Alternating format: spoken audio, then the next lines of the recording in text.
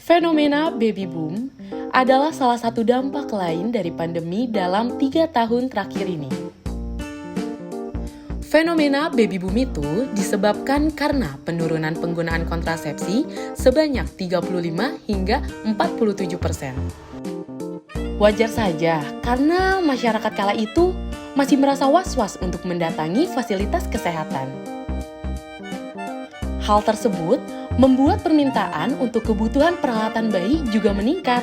Salah satunya adalah sepatu bayi.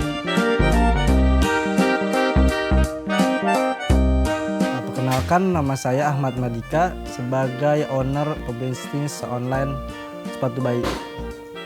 Ya, dari sejak awal tahun 2020, awal saya itu menjalankan bisnis lain, bukan seperti sepatu bayi. Melainkan itu kita bisnis kayak misalkan tas, sepatu, sendal. Nah, cuman kita lagi masih mencoba. Nah, dan situ saya menemukan fashion saya sebagai sepatu bayi.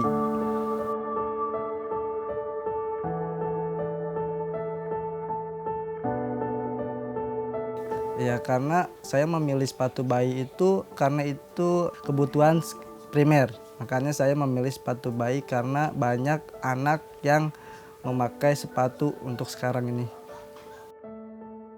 Jadi sebelum pandemik itu kita mengalami penurunan seperti penurunan 70%. Nah, kalau untuk setelah pandemik kita alhamdulillah naik atau meningkat sebesar 60%.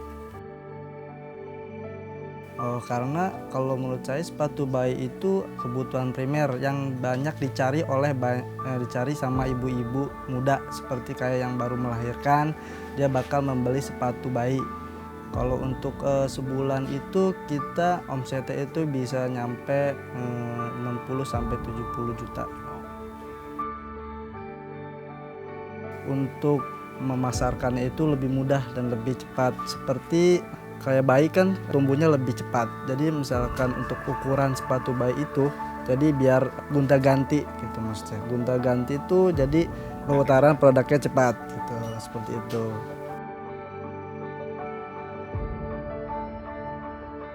Kalau untuk ngomongin persaingan ya, kalau ngomong persaingan itu cukup sedikit ya kalau untuk persaingan. Karena kalau untuk sepatu bayi itu, kalau di kami itu mendesain sendiri dan untuk foto sendiri. Jadi untuk kompetitor, jadi kalau untuk ngegarap kita bisa lewat hukum seperti itu. Kalau untuk cerita titik tersulitnya saya, dari awal tuh saya ngambil barang sendiri. Untuk beli-beli barang sendiri kayak seperti plastik, kertas, terus naliin sendiri seperti itu, sama ngirim barang itu sendiri.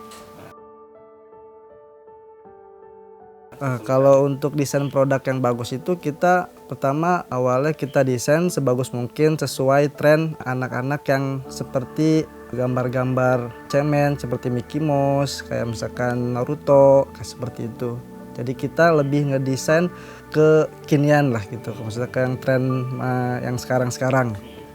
Kalau ada untuk kesulitan pandemi itu kita dari untuk pesanannya ya, untuk pesanannya itu menurun. Nah, seperti kayak misalkan bisa sehari biasanya 100 jadi misalkan 20 pesanan seperti itu. Mencoba untuk biar lebih naik lagi, mencoba meningkatin pesanan lagi, kita mencoba mengiklan produk seperti kayak misalkan mengiklan di marketplace atau misalkan di Facebook seperti itu.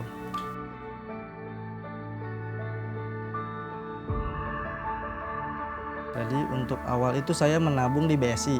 Setelah itu saya melihat selembaran atau brosur ada pembiayaan KUR. Nah, di situ saya alhamdulillah lagi mengembangkan bisnis. Ya udah saya tertarik dengan pembiayaan KUR itu. Saya mulai memproses pembiayaan KUR itu tersebut, dan disitulah saya mengembangkan bisnis saya seperti kayak meningkatkan stok, membeli barang-barang mesin biar lebih efektif, dan membeli bahan-bahan yang bagus dan kualitas. Ya, jadi kalau untuk pembiayaan KUR ini kita bisa menambah pembiayaan dari SDM, terus dari membuka lapangan kerja seperti itu. Jadi untuk menjaga amanat dari BSI itu, saya menjalankan bisnis dengan baik dan membuat lapangan pekerjaan dan memproduksi dengan kualitas yang sangat baik. Dan selanjutnya saya itu berusaha mengembalikan hak dan kewajiban sebagai nasabah kepada BSI. Harapan saya itu memiliki atau memperbesar gudang yang banyak. Nah, dan itu juga saya ingin memiliki rumah impian dan membuka peluang kerja untuk anak-anak yang putus sekolah.